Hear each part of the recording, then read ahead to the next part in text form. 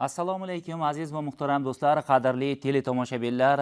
Samarqand viloyat teleradio kanali kechki dasturlarini to'g'ridan-to'g'ri jonli tarzda efirga uzatmoqda.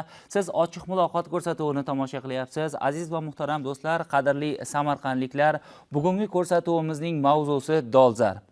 Hududlarni ijtimoiy-iqtisodiy rivojlantirish, driver loyihalar, aholini uy-joy bilan ta'minlash, ipoteka krediti ajratish, subsidiya berish, shuningdek, tashabbusli byudjet yo'nalishlarida amalga oshirilayotgan ishlar to'g'risida yaqin 1 soat davomida suhbatlashamiz. Eslatib o'taman aziz va muhtaram do'stlar, qadrli teletomoshabinlar, ekranda ko'rinayotgan telefon raqamlari orqali mas'ul mutaxassislarimizga murojaatlar yo'llashingiz mumkin bo'ladi. Biz yaqin 1 soat davomida siz yo'llagan murojaatlarga birgalikda javob qaytarishga harakat qilamiz. Fursatdan foydalanib, studiyamiz mehmonlarini sizlarga tanishtirib o'tsam. Demak, Iqtisodiyot va moliya bosh boshqarmasi boshlig'ining o'rinbosari Rashidov Aziz Mavlonovich hamda viloyat iqtisodiyot va moliya bosh boshqarmasi bo'lim boshlig'i Eshquvvatov Shohruh Begmatovich, shuningdek soha bo'lim boshliqlari, mutaxassislari studiyamizga tashrif buyurishgan. Aziz Mavlonovich, studiyamizga xush kelibsizlar. Albatta bugungi kunda aholimizni qiziqtirayotgan, ularni farovon yashashi uchun qilinayotgan ishlarimiz bepayon, keng islohotlar qamrovli amalga oshirib borilyapti. Mana shular to'g'risida yaqin 1 soat davomida suhbatlashamiz. Teletomoshabinlarimizdan kelgan murojaatlarga birgalikda javob qaytaramiz. Mana bugun albatta iqtisodiy mavzu juda qiziqarli va teletomoshabinlarimiz mana shu bo'yicha savollar yo'llasa, ularga javob qaytaramiz. Suhbatimizda mana shu viloyatimizda joriy yilda asosiy iqtisodiy ko'rsatkichlar prognozi qanday bo'lyapti, qanday kutilyapti? Shundan boshlaylik suhbatimizni, marhamat. Assalomu alaykum, hurmatli boshlovchi, hurmatli teletomoshabin do'stlar. Bugungi kunda davlatimiz rahbari boshchiligida mamlakatimizda amalga oshirilayotgan keng islohotlar natijasida viloyatimiz iqtisodiyotida ham barqaror o'sish sur'atlari kuzatilmoqda.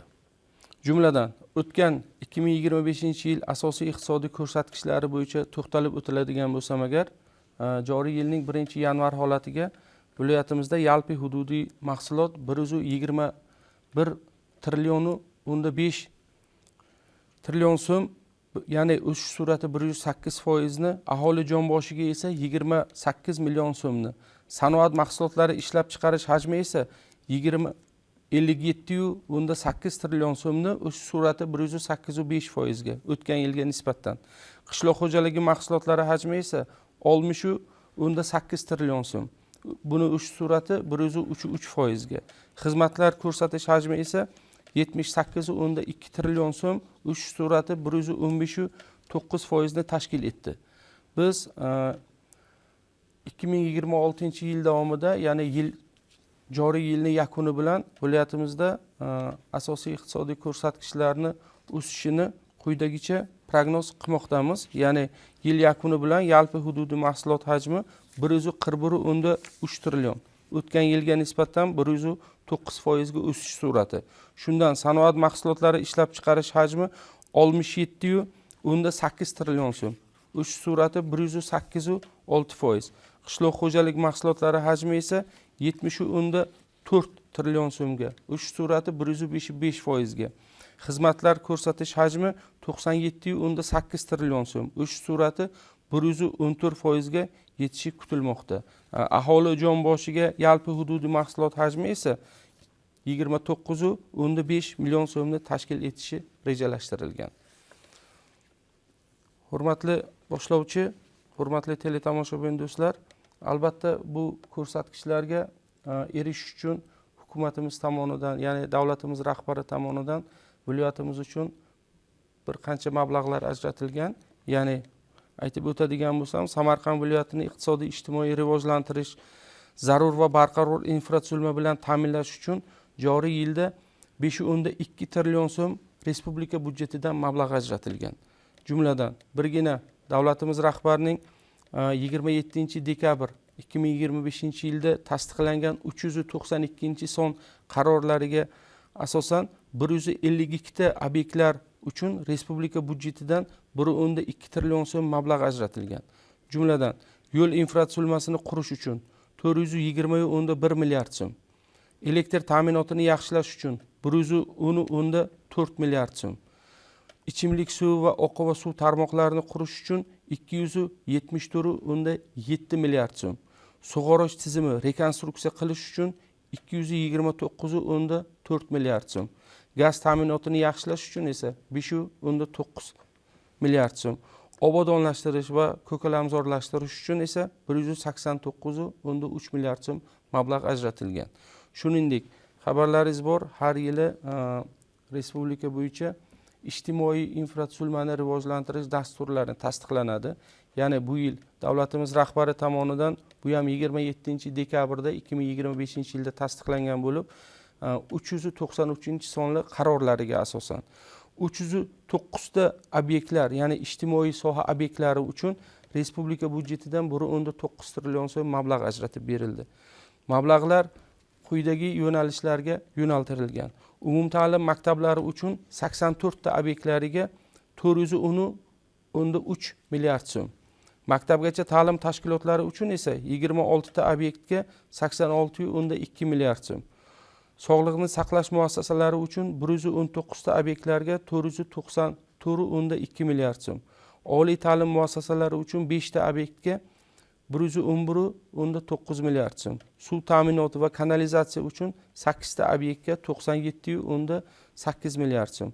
Yo'l transport infratuzilmasi uchun 15 ta obyektlarga 252.1 milliard so'm va boshqa ijtimoiy infratuzilma obyektlari uchun, ya'ni 23 taga 217.3 milliard so'm mablag' ajratilgan.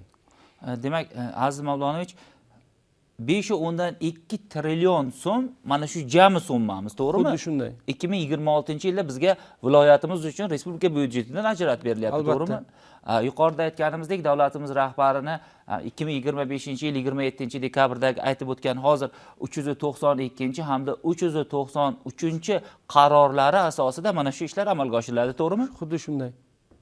Albatta, bu boradagi ishlar yil davomida. Albatta, bu boradagi ishlar hozir ayni damda mablag'lar buyurtmachi tashkilotlarga berilgan. Mablag'larni ishlatish bo'yicha bugungi kunda loyihalash ishlari va pudratchi tashkilotlarni aniqlash bo'yicha jarayonlar ketmoqda. Va ayrim qismlarida ham o'sha bugungi kunda ishlar boshlanib, o'z samarasini bermoqda.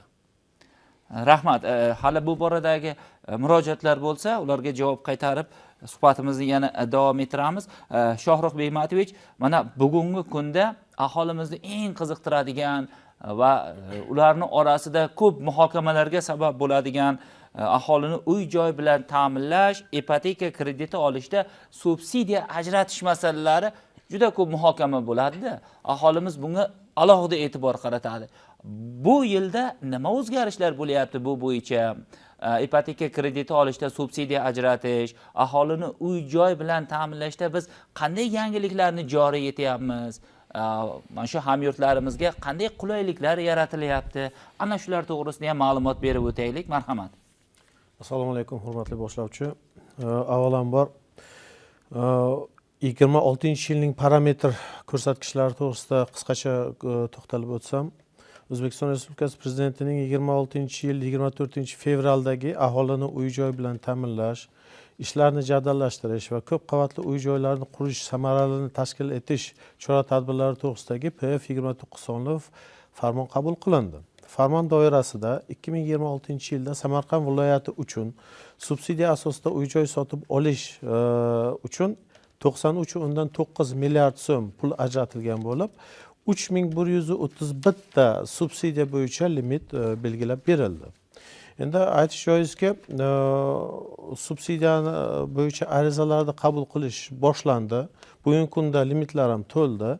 26-yilda Samarqand viloyatida subsidiya asosida uy-joy sotib olish uchun jami 15.027 ta ariza kelib tushdi. Shundan 11.000 Behmatovich, uzr so'rayman, suhbatni bo'layapman. Teletomoshabinlarimizga biroz tushunarliroq qilib izohlar berib o'tib ketsak. Maylimi? Mana 3113 ta deyapmiz, limit ajratilgan deyapmiz. Demak, 3131 ta. 3131 ta hamyurtlarimizga subsidiya ajratiladi 2026-yilda, to'g'rimi? Lekin hozir arizalar 2-3 barobar ko'p, shundaymi? Xuddi shunday. Teletomoshabinlarimizga mana shu to'g'risida ham bir ozgina izoh berib ketaylik-da. Ular tushunmay qolmasin demoqchiman. Chunki biz ariza beruvdik, bizga subsidiya ajratmadi-ku degan gaplarni To'g'ri, shuning uchun birinchi navbatda mana shu parametrlarga to'xtab o'tay dedim. Endi mana sizni savolingizga javobga yetib kelyapmiz. Shundan 15027 ta arizadan 11896 ta arizaga rad javobi berildi. Endi bizlar bilishimiz kerakki, o'tgan yillar subsidiyani boshlashga endi inson omillari bor edi, mavjud edi. Subsidiya komissiyalari tomonidan arizalar baholanar edi va yakuniy xulosa qabul qilinar edi. 2026-yildagi yangiliklarning asosiysi bo'lib, jarayon to'liq avtomatlashtirilganligi bo'ldi. Jarayon to'liq avtomatlashtirilgan bo'ldi. Bu holda endi ajratilgan limitni avtomat tizim o'zini matritsa unsi bo'yicha saralaydi va har bir fuqaroga bilasiz JSHR raqami mavjud. JSHR raqami orqali dastur har bir fuqaroning MyGov tizimidagi shaxsiy kabinetiga kirib, shu shaxsiy kabinetdagi ma'lumotlaridan olib, shu ma'lumotlar asosida dastur yoki subsidiya beriladi yoki subsidiya berilmaydi deb ball qo'yiladi. Subsidiya beriladi deb 30 ball qo'yilgan taqdirda ham, hozir bu yilda yangilik bo'ldi. Bu tijorat banklarini saralash dasturiga yuboriladi.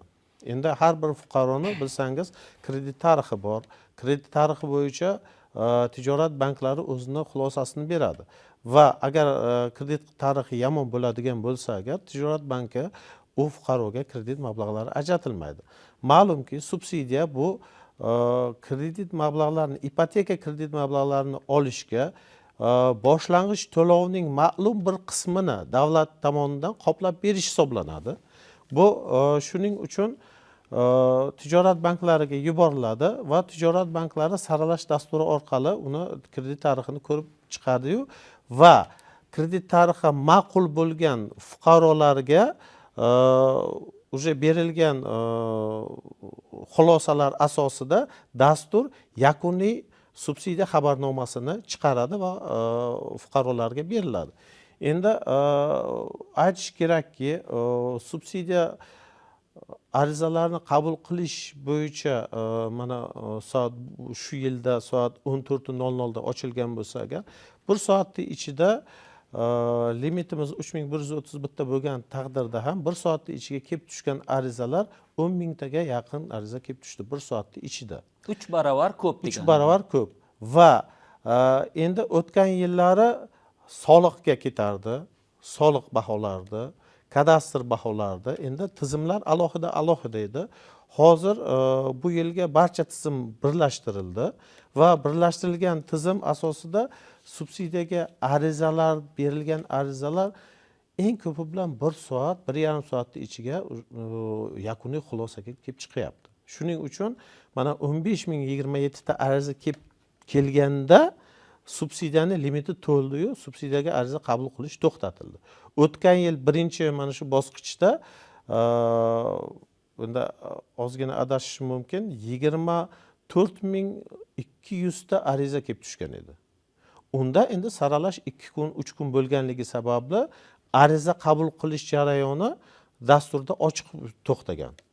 Va limit to'lgandan keyin dastur yopilgan. Xuddi shunday bu yil ham shu masala bo'ldi-yu, lekin to'liq avtomatlashtirildi.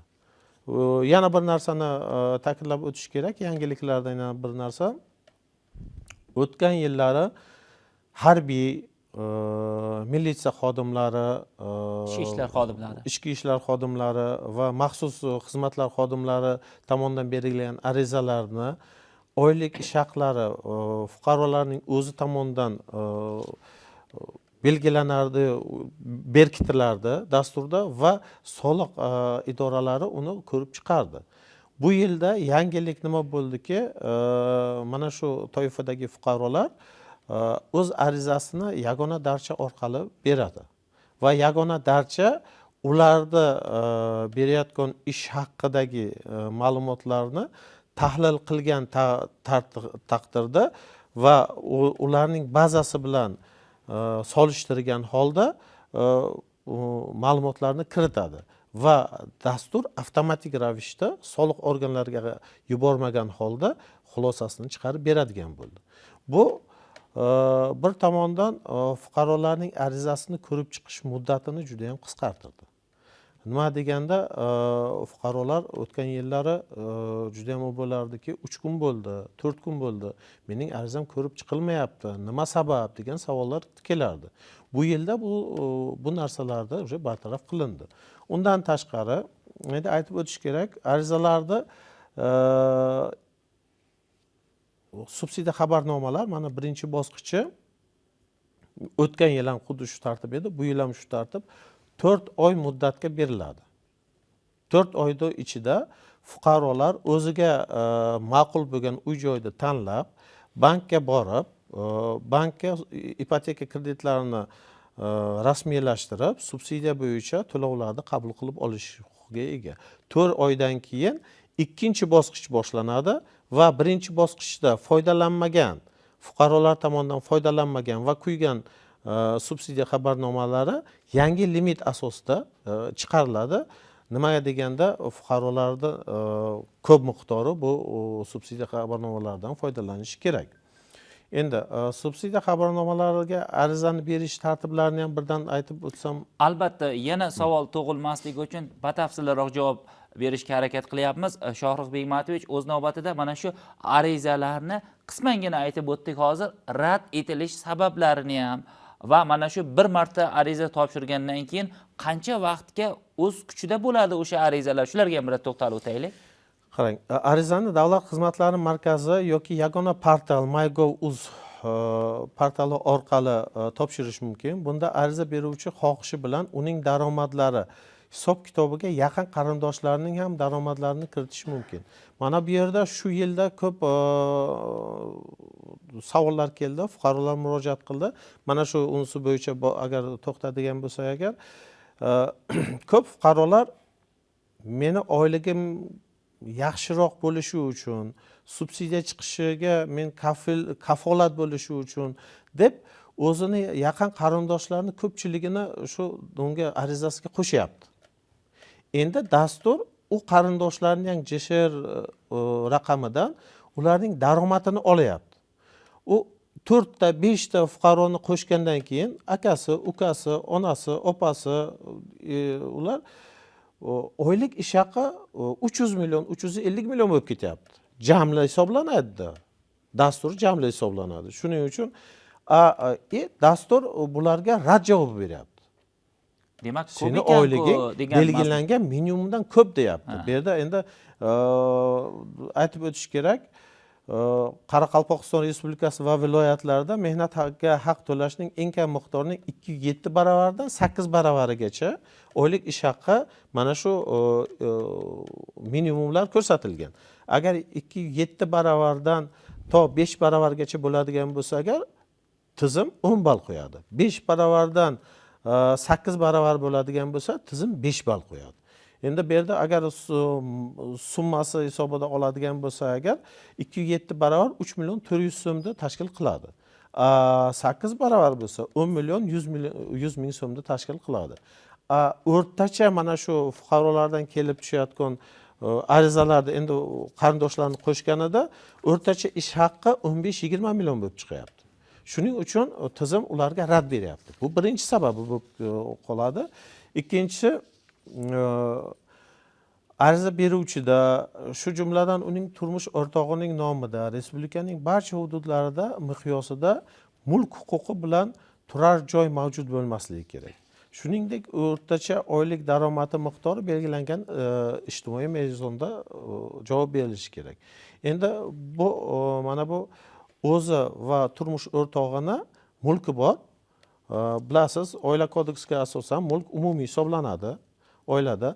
Agar ikkalasidan bittasining mulki yoki boshqa viloyatda yoki boshqa tumanda bo'ladigan bo'lsa agar, u odamga subsidiya xabarnomasi chiqmaydi. Bu ikkinchi mezon. Hozir bo'ynagi siz aytgan savolga javob.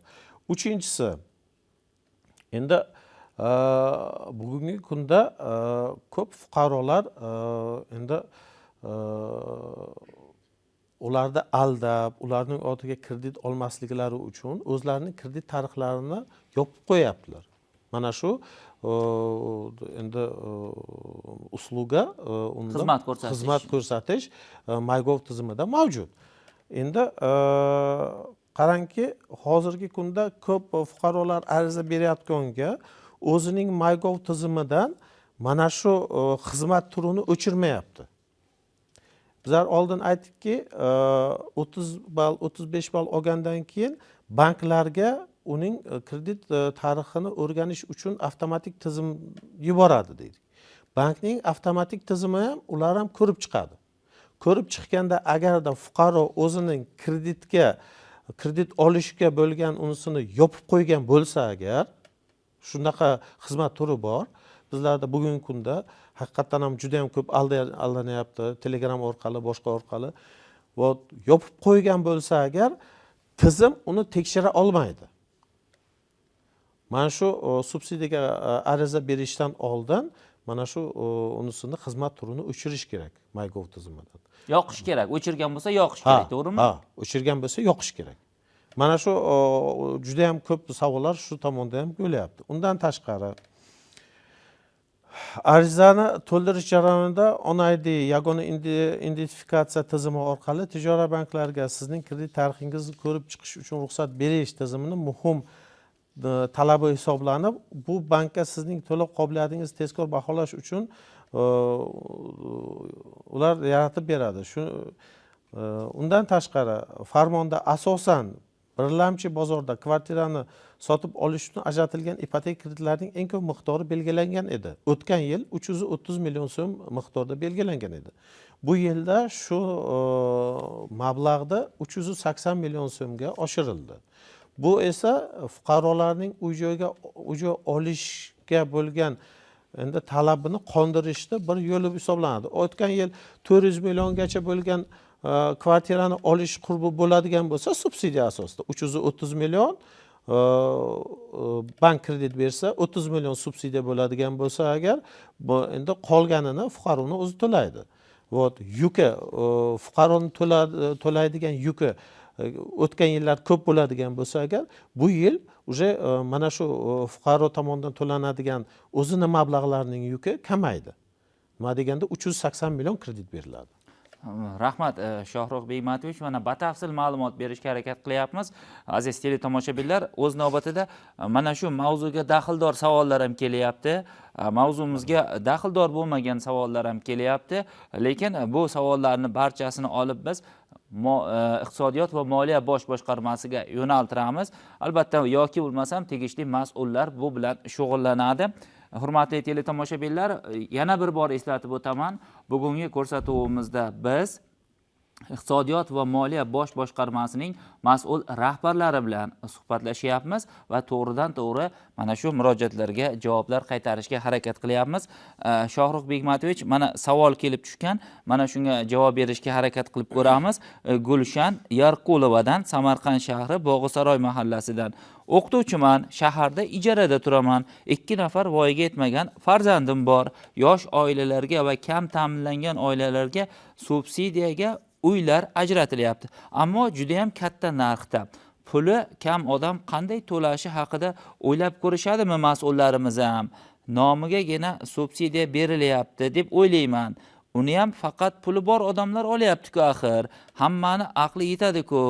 Bu bo'yicha qanday fikrdasizlar? Amaliy yordam kerak. Shuning uchun mana boyna aytib o'tgan masalam, kreditni miqdori oshirildi. 380 million bo'ldi. Bu fuqarolar tomonidan to'lanadigan summani qisqartiradi. Masalan, 380 million kredit beriladigan bo'lsa agar, 30 million subsidiya mablag'lari beriladi. Bu bilan уже 410 million so'm sizga qoplanadi. O'rtacha uy joyda narxi bo'layapti 500 million atrofida. Endi 90 million so'm fuqaroni o'zi tomonidan to'lashi kerak bo'ladi.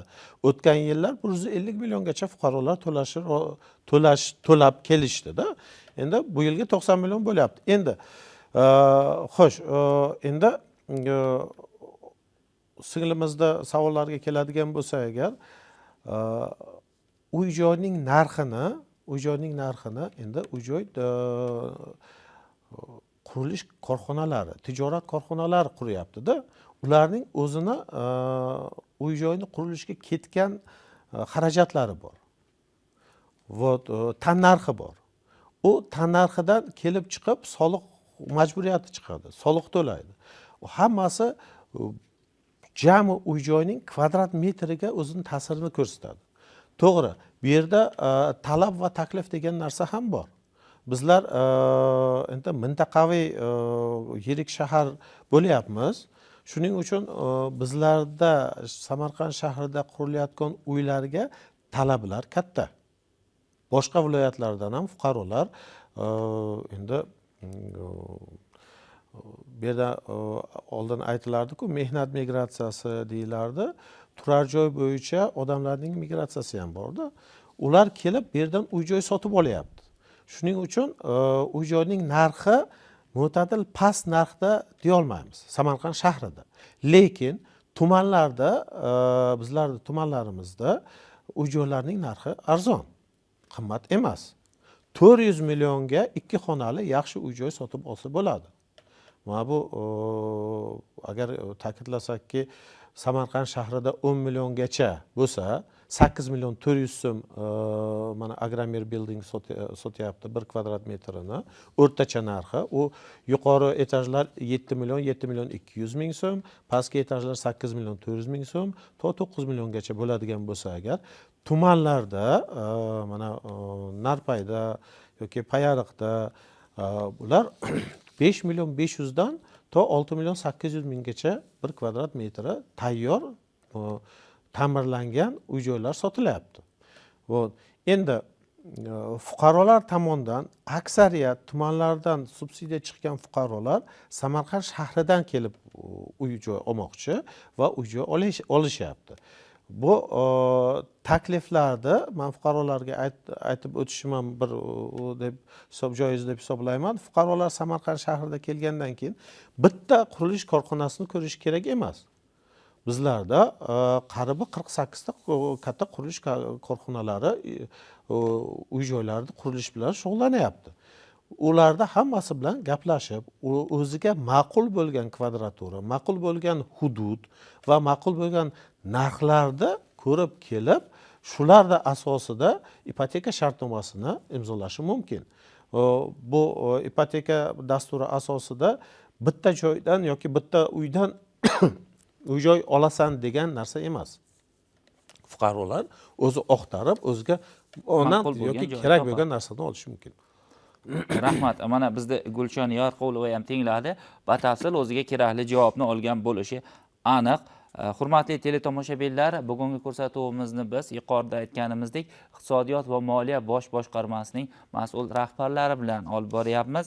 Endi bu yerda turli mavzularda savollar kelyapti, lekin bu savollarni ham biz e'tiborsiz qoldirmaymiz va boshqarmaga yo'naltiramiz. Mana bitta savol Oqdaryo tumani Oytomg'ali mahallasidan Solih Zayniyev yo'llaganlar. Mahallamiz infratuzilmasini yaxshilash uchun mablag'lar ajratilganmi o'zi? Shu haqida ham ma'lumot beringizlar deyapti. Albatta, mana bu yerda Aziz Mavlonovich ham ishtirok etyaptilar. Aziz Mavlonovich mana shu hududlarni ijtimoiy iqtisodiy rivojlantirish bo'yicha yuqorida aytganimizdek davlatimiz rahbarini 392, 393 sonli qarorlari ham chiqdi va o'z navbatida davlatimiz rahbari Oliy Majlisga va O'zbekiston xalqiga murojaatnomasida ham har bitta hududdan mahallalar tanlanib, ular obod qilinishi, u yerga yangi O'zbekiston qiyofasi kirib borishini alohida ta'kidlab urg'u berdilar va bu masalalar Urgutda boshlanishini ham mana shu murojaatnomaning birinchi yo'nalishida aytib o'tgan edilar. Bugun mahallalarimiz uchun ham qaysidir dasturlar asosida mablag'lar yo'naltirilyaptimi? O'shalarga ham to'xtalib o'taylik, chunki yilimizda nomi ham bejizga bunday qo'yilmaganda. To'g'ri aytdingiz, hurmatli boshlovchi. Avvalambor hurmatli teletomoshabinimizga rahmat savol uchun. Juda o'rinli savol yo'llaganlar. Davlatimiz rahbarining 25-yil 8-oktyabrda tasdiqlangan 298-sonli qaroriga asosan Samarqand viloyatimizda 4 ta tumanga yangi O'zbekiston qiyofasi olib kirish belgilangan. Bu ya'ni Kattaqo'rg'on tumani, Ishtixon tumani, Payariq tumani va Bulung'ur tumaniga. Ushbu tumanlarni yangi O'zbekiston qiyofasini olib kirib ijtimoiy infratuzilmasini ta'minlash maqsadida respublika byudjetidan qarorga asosan 330 milliard mablag' ajratilgan.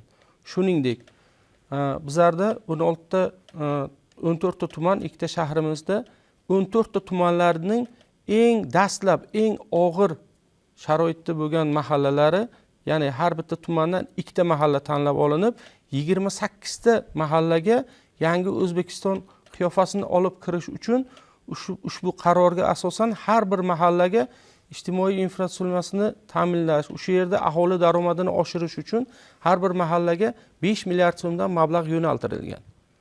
Ushbu mablag'lar doirasida ham bugungi kunda loyihalash ishlari va amaliy ishlar уже boshlangan. Shuningdek, yana bitta joriy yilning 5-fevralida yana davlatimiz rahbarining 49-sonli qarorlari tasdiqlandi. O'sha qarorga asosan viloyatimizning 103 ta mahallalariga ham mablag' yo'naltirildi. Ya'ni har bitta mahallaga 3 milliard so'mdan aholini daromadini oshirish maqsadida ijtimoiy infratuzilma yaratib berish. Bu nima degani? Bu mablag' evaziga bizlar tadbirkorlik loyihalarini amalga oshirish uchun o'sha mahalladagi kambag'allikni qisqartirish, ishsizlikni kamaytirish bo'yicha loyihalar qilingan. O'sha loyihalar joylashgan hududlarda ijtimoiy infratuzilmasini bugungi kunda qilib beryapmiz. Rahmat, mana 2025-yilda ham bu 75 ta driver loyihalar infratuzilma uchun mablag' ajratilganligini bir aytib o'tgan edik-da oldingi ko'rsatuvlarimizda ham. Ushbu loyihalar o'zi qanday shakllantiriladi? Bularga ham bir qismangina ma'lumot berib, izoh berib o'taylik teletomoshabinlarimizga. Xo'p, bo'ladi. Hurmatli boshlovchi, to'g'ri ta'kidlab o'tdingiz. O'tgan 25-yilda ham xuddi mana shunaqa ochiq muloqot ko'rsatuvida bizlar dastlab tajriba sinov tariqasida zardor tajribasida driver loyihalarini amalga oshirish. Bu nima degani? Bu bugungi kunda tadbirkorlarimiz o'z faoliyatini boshlashi uchun ularga davlat tomonidan beradigan yordam. Ya'ni tadbirkorga misol uchun bank kredit beradi. To'g'rimi? Tadbirkor o'zini masalan faoliyatini boshlaydi. O'sha tadbirkorlik hududlarida bizlar infratuzilma sharoiti qilib beramiz. Driver degani bu shunaqa tushunchaga ega. Zardor tajribasi doirasida. Ya'ni bir hududda 3 ta 4 ta tadbirkor o'z loyihasini boshlab tadbirkorlik faoliyatini boshlamoqchi. Biz o'sha tadbirkorlarga masalan yo'l infratuzilmasi qoloq bo'lsa agar respublika byudjeti mablag'lari hisobidan yo'l infratuzilmasini qilib beryapmiz bugungi kunda.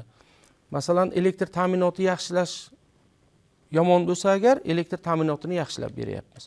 Xuddi shunday masalan ichimlik suv ta'minoti agar zarurat tug'ilgan bo'lsa agar ichimlik suv ta'minotini qilib beryapmiz.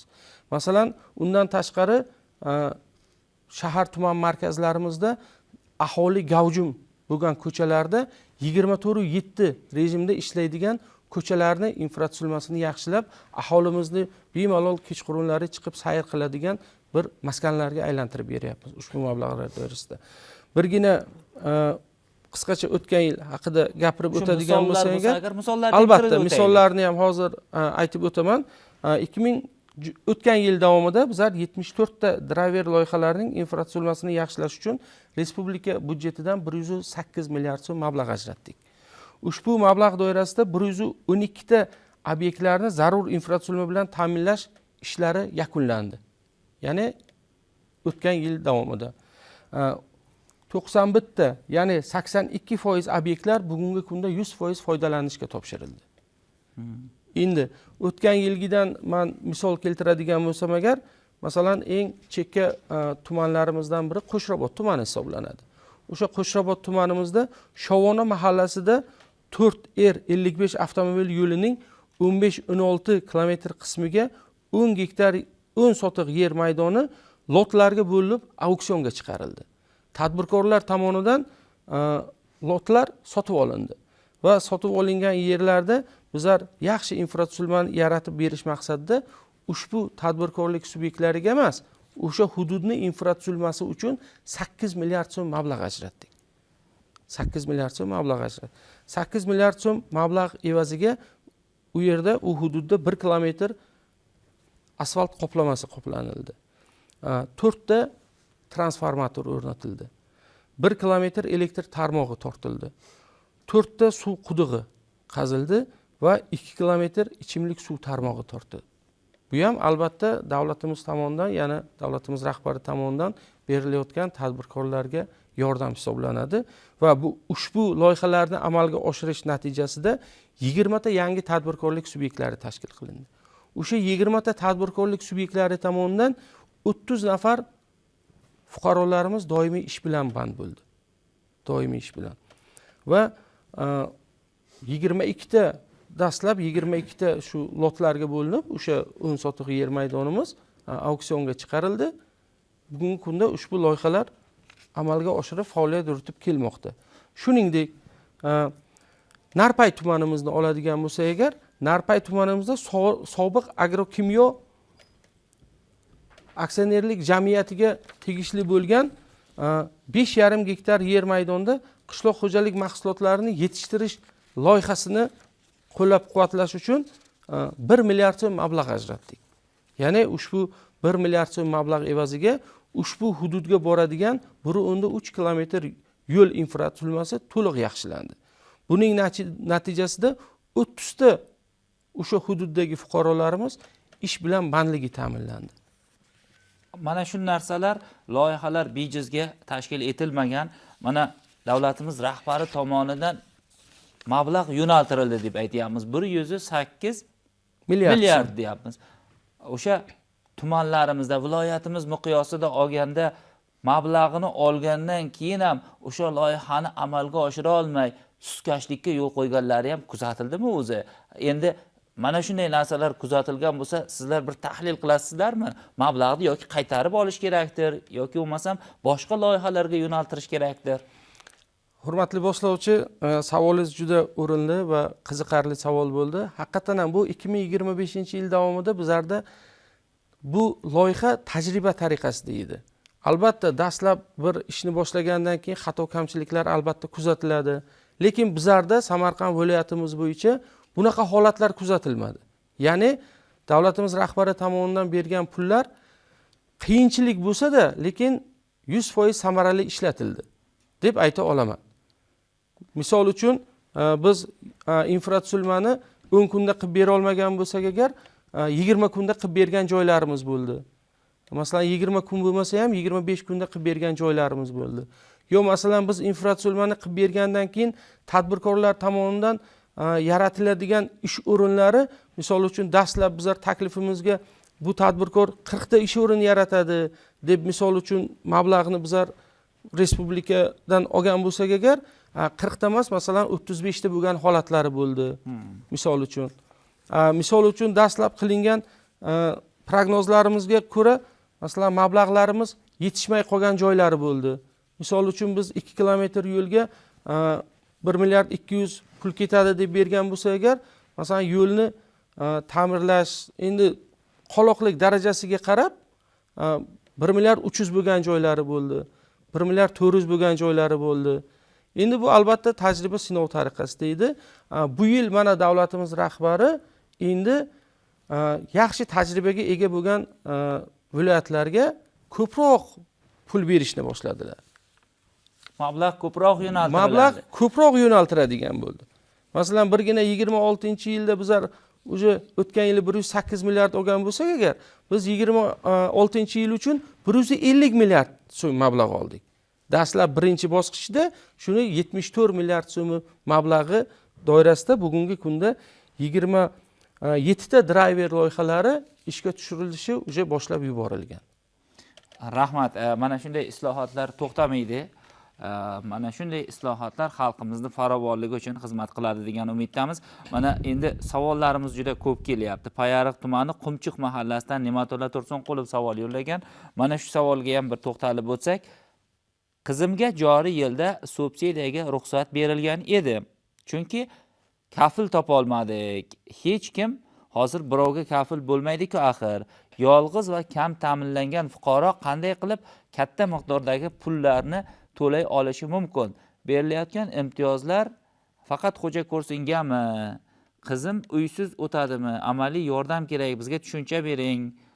Bizlarni ham bir tenglangizlar degan masalada mana shunday murojaat yo'llaganda, Shohrux Bigmatovich, endi o'zingiz mana shunga to'xtalib o'tsangiz. Boyna oldinroq bu masalaga ozgina to'xtalgan edim. Fuqaromiz endi eshitmaganga o'xshadilar. Masala nimada?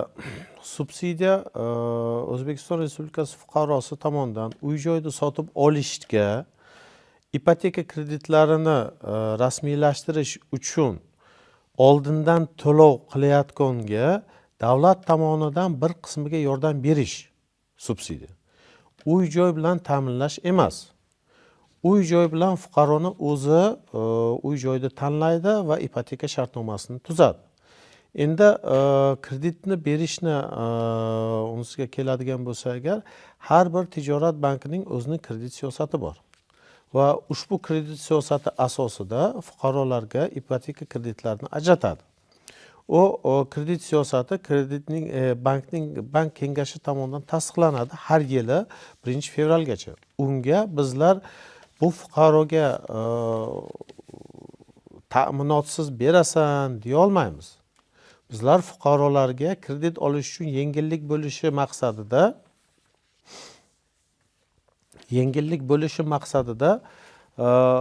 mana shu 30 millionni beryapmiz va undan tashqari 5 yilga foiz miqdoridan tijorat banklarini endi qayta moliyalashtirish stavkasidan yuqori bo'lgan qismini davlat to'lab beryapti. Bu 14% agar qayta moliyalashtirish stavkasi bo'ladigan bo'lsa agar, 18% kredit bo'ladigan bo'lsa 4%ni davlat qoplab beryapti. Bu ham 5 yil ichida agarda hisoblaydigan bo'lsak, bitta fuqaroga 320-340 million so'm pul degani. Bu ham davlat tomonidan fuqaroga ko'rsatilayotgan imtiyoz. Lekin endi qilishimiz kerakki, haqiqatdan ham kam ta'minlangan, nogiron, daromadga ega bo'lmagan fuqarolar subsidiya asosida ipoteka krediti ola olmaydi. Subsidiya varog'ini olgan bilan ipoteka kreditini bank tomonidan ola olmasa agar, subsidiya varog'i biror bir kuchga ega bo'lmasdan qoladi. Buni fuqarolarimiz yaxshi bilish kerak. Nima deganda subsidiya varog'ini ostiga yoziladi. Ushbu subsidiya bankdan ipoteka kreditini olish uchun kafil hisoblanmaydi deb yozilib qo'yilgan. Endi agar daromadi kam bo'lsa agar, bunda ijtimoiy himoya agentliklariga murojaat qilib, shu tomondan kambag'alligi bo'lgan yoki kam ta'minlangan oilalarga ajratiladigan uy-joylar dasturi bo'lsa agar, shu dasturlar orqali uy-joy bilan ta'minlanishi mumkin. Rahmat, Shohrux Bigmatovich. Bundan tashqari mana biz yaqin 1 soat davomida aynan mana shu masalalarga to'xtalib, ipoteka krediti asosida subsidiya berish to'g'risida tomoshabinlarimizga ko'plab ma'lumotlar yetkazyapmiz-da. Ba'zi bir teletomoshabinlarimiz bizni efirda ko'rmayotgan bo'lishi mumkin. Ular yana mana shunday ma'lumotlarni qayerdan olishi mumkin? Iqtisodiyot va moliya boshqa tuman bo'limlaridan ham olsa bo'ladimi? Shular to'g'risida ham aytaylik. Telegram kanallarda subsidiya bo'yicha, subsidiyani olish tartiblari bo'yicha ma'lumotlar berib borilyapti. Undan tashqari nashriyotlar orqali berilyapti. Undan tashqari har bitta tumanda iqtisodiyot va moliya boshqarmasining bo'limlari mavjud. Bo'limlarida subsidiya bilan ishlaydigan mas'ul xodimlar mavjud. Ular subsidiyani bilan ishlash komissiyasining mas'ul kotibi hisoblanadi. Butun ma'lumotlar bo'ladigan bo'lsa agar, shulardan ma'lumotlarni olishlari mumkin. Undan tashqari viloyat iqtisodiyot va moliya boshqa boshqarmasiga kelsalar agar yoki telefon qilsalar agar bizlar o'zimiz ham mana internetdan kirib saytdan ko'rishlari mumkin. Har bir savollariga javob beryapmiz va bundan keyin ham javob berib kelamiz. Yana hurmatli boshlovchi, yana bitta yangilik bor. Bu yangilikni ham aytib o'tishimiz kerak. Marhamat. Nima deganda yaqin kunlarda bu tartibimiz o'z ishini boshlaydi. O'zbekiston Respublikasi Vazirlar Mahkamasining 2026 yil 19 fevraldagi 69 son qarorlari mavjud. Ushbu qaror oliy malaka toifasiga bosh o'qituvchi lavozimiga ega bo'lgan pedagoglarni ijtimoiy qo'llab-quvvatlash bo'yicha qo'shimcha chora-tadbirlar to'g'risidagi qaror. Bu qaror asosida oliy malaka toifasiga ega bo'lgan va bosh o'qituvchi lavozimiga ega bo'lgan staji 15 yildan kam bo'lmagan pedagoglarga subsidiya mablag'lari ajratiladi. U alohida dastur. Bu dastur 2026 yil aprelning 2-dekadasidan boshlanadi. Bugungi kunda mana bu onlayn platformalarda to'g'rilash, saralash bo'yicha ishlarni amalga oshirish bo'yicha raqamlashtirish ishlari amalga oshirilyapti. Bu tugagandan keyin bu dasturimiz ham o'zini kuchiga ega bo'ladi-yu va bu yerda faqatgina bitta narsani ta'kidlab o'tishimiz kerakki, limit viloyatlarga ajratilmayapti. Respublika bo'yicha bitta limit beriladi. Endi limitni 400 million miqdorida limit ajratilyapti. Bunda shu limitni ishlatilishi respublika bo'yicha kelib tushgan arizalar va berilgan subsidiya varaqalariga asosan limit to'lsa agar respublika bo'yicha ariza qabul qilish to'xtaydi. Undan tashqari bitta narsani aytib o'tish kerak. Bosh o'qituvchi lavozimi faqat kollej va texnikumlarda mavjud va oliy malakali toifali o'qituvchilar o'rta maxsus ta'lim muassasalarida mavjud. Oliy ta'lim muassasalari, institutlar, universitetlarda pedagogik ulariga bu tartib joriy qilinmagan. Rahmat.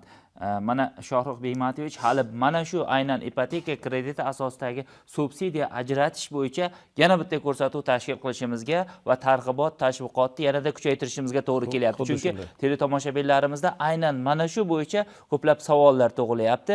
Bu mavzuga hali yana qaytamiz keyingi ko'rsatuvlarimizda.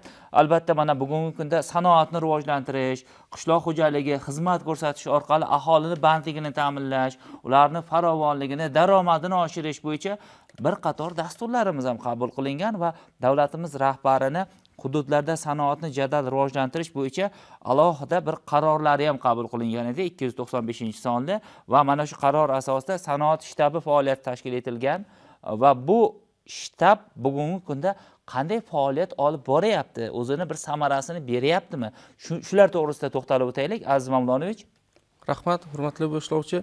Albatta, bu davlatimiz rahbari tomonidan 2024-yilda 295-sonli qarorlariga asosan shtablar tashkil qilingan, ya'ni respublika shtabi, viloyat shtabi va shahar tuman shtablari tashkil qilingan. Bu shtablarimiz albatta juda yaxshi samara beryapti. Birgina men raqamlarga to'xtaladigan bo'lsam agar 26-yil o'tgan davri mobaynida 242 ta sanoat korxonalaridan jami 283 ta muammolar aniqlangan bo'lib, shundan 40 ta respublika darajasida, 104 ta viloyat darajasida hamda 137 ta tuman darajadagi muammolar aniqlangan. Ya'ni bu qanday aniqlangan? O'sha shtablar tomonidan joylarga chiqib, sanoat korxonalarini borib, faoliyat yuritayotgan sanoat korxonalariga borib, ularni muammolarini tinglash orqali. Ya'ni bugungi kunda ushbu tadbirkorimiz, ya'ni sanoat korxonamizda nima muammo bor? O'sha muammolarni tinglab, respublika darajasi bo'lsa agar viloyat shtabi respublikaga yo'llaydi, viloyat darajasida bo'lsa agar tuman shaharlar viloyatga yo'llaydi. tuman darajasidagi, shahar tuman darajasidagi masala bo'lsalarga o'sha shtab tomonidan tegishli bo'limlar, tegishli viloyat tomonidan tegishli boshqarmalar, yo respublika tomonidan esa tegishli vazirliklarga rasmiy xat bilan murojaat qilib, qisqa muddatlarda ushbu muammolar hal qilinib kelinmoqda. Birgina ushbu yuqorida aytgan 283 ta muammolarga to'xtaladigan bo'lsak agar, soliq tizimiga oid 52 ta, elektr ta'minoti bilan bog'liq 22 ta, gaz ta'minoti bilan bog'liq 4 ta, bino, yer, karyer masalasida 10 ta muammolar, mahsulotlarni sotish bilan bog'liq 3 ta muammo, litsenziya va ruxsatnoma olish bilan bog'liq 2 ta muammo, kredit ajratish bilan bog'liq 5 ta hamda boshqa masalalarga doir 143 ta muammolar aniqlangan shtablar tomonidan. Ushbu muammolar har haftada tegishliligi bo'yicha respublika shtabi hamda viloyatdagi mas'ul tashkilotlarga ijro uchun yuborib borilmoqda. Bugungi kunga qadar ushbu muammolardan 159 tasi ijobiy hal qilingan. 25 tasiga huquqiy tushunchalar berilgan. 10 tasi qonunga xilof bo'lganligi uchun rad qilingan. 88 ta muammolarimiz bugungi kunda tegishli mas'ullar tomonidan ko'rib chiqish va ijro etish jarayonida turibdi. Men shu fursatdan foydalanib, hurmatli boshlovchi, bu ko'rsatuvimizni albatta tadbirkorlar ham ko'rib boradi. O'sha sanoat korxonalari shtablarimiz tomonidan, shtablarimiz mas'ullari tomonidan yetib bormagan o'sha korxonalarga agar biron bir bugungi kunda muammolari tug'ilayotgan bo'lsa agar, mahsulotlarni sotishga qiynalyaptimi, yo ishlab chiqarish jarayonida qanaqadir infratuzilma muammosi bo'layaptimi, yo masalan maxsus ruxsatnomalar olishga qanaqadir muammolari bormi, shahar tumanlarimizda iqtisodiyot va moliya bo'limlarimizda sanoat shtablari tashkil qilingan. Ushbu shtablarga yozma ravishda agar muammolarini taqdim qilsalar agar, biz albatta uni tez fursatda hal qilish bo'yicha amaliy yordam ko'rsatamiz. Rahmat. Teletomoshabinlarimizdan ko'plab savollar kelgan. Aziz teletomoshabinlar, mana shu ko'rsatuvimizga daxldor bo'lgan savollarni o'qiyapman, lekin bu barcha savollarni biz boshqarmaga yo'naltiramiz. Mana Mohchehra Saimova Nurobod tumani Mashal mahallasidan savol yo'llaganlar. Mana shu savolga ham javob berib o'tib ketsak, mana 20 yildan ortiq tibbiyot sohasida ishlaganlar uy-joy olishda 25% davlat tomonidan to'lab beriladi degan gap bor edi. Arizalar shunga ham qabul qilinadimi degan murojaatni yo'llayaptilar. Haqiqatan ham hurmatli boshlovchi, mana shu masala chetda qolib ketdi. Tibbiyot xodimlariga subsidiya mablag'lari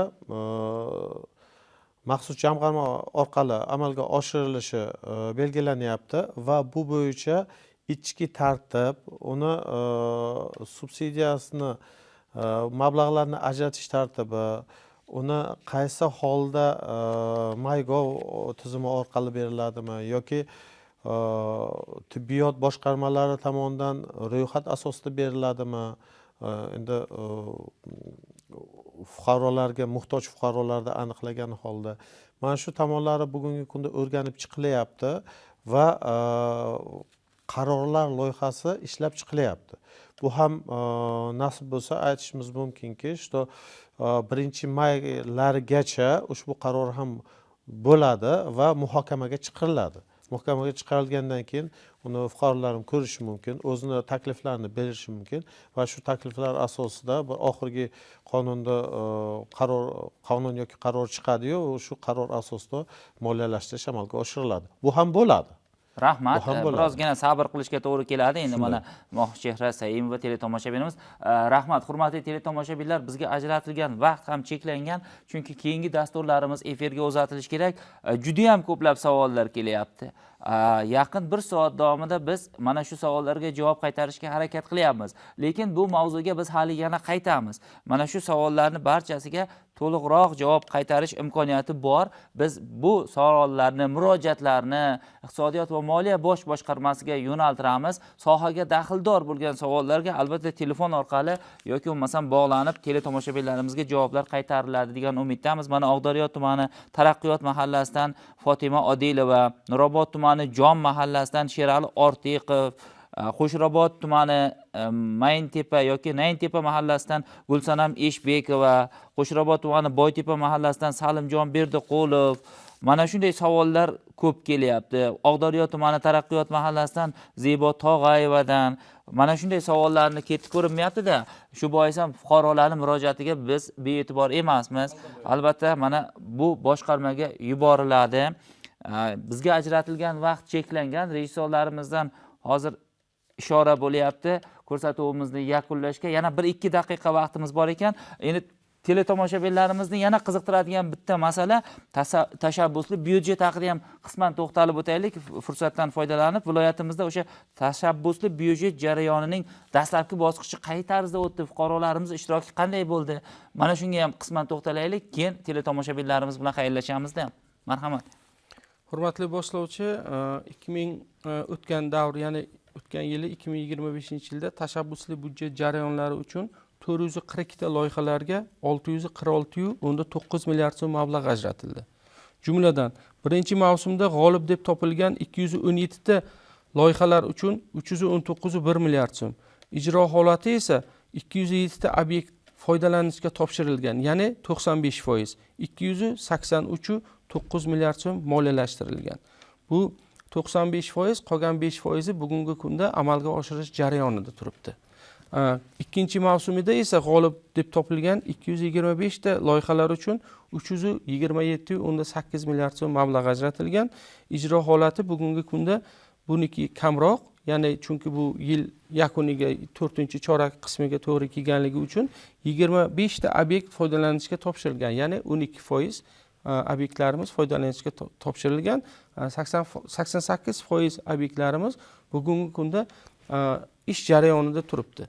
26-yilda to'xtaladigan bo'lsa agar, 2026-yilda dastlab birinchi bosqichga tashabbusli byudjet jarayonlarida jami 235 ta loyiha qiymati 361,6 milliard so'mlik loyihalar g'olib deb topildi. Shundan ovoz berish jarayoni bo'yicha 219 ta deputatlar tanloviga ko'ra, ya'ni bu 2026-yilda yangi tashabbusli byudjetga yangi o'zgartirish kiritildi.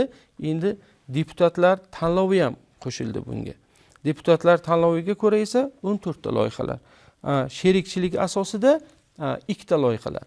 Ya'ni ma'lum bir qismini o'sha hududdagi fuqarolar, qolgan qismini respublika shu byudjet mablag'laridan amalga oshirish loyihalari, bu sherikchilik degani. Shundan xarid jihozlari bilan bog'liq 6 ta loyihalar, qurilish bilan bog'liq esa 229 ta loyihalarga 357,5 milliard so'm mablag' yo'naltirildi. Rahmat. Albatta, mana biz ko'plab ma'lumotlarni yetkazishga harakat qilamiz. Afsuski vaqtimiz cheklangan, hurmatli teletomoshabinlar. Mana bugungi ko'rsatuvimizda biz iqtisodiyot va moliya bosh boshqarmasining rahbarlari, mas'ul xodimlari bilan birgalikda muloqot qildik va sizga eng kerakli bo'lgan ma'lumotlarni yetkazishga harakat qildik. Bugungi ko'rsatuvdagi ishtiroklaringiz uchun sizlarga minnatdorchilik bildiramiz va teletomoshabinlarimiz bilan xayrlashamiz. Salomat bo'ling.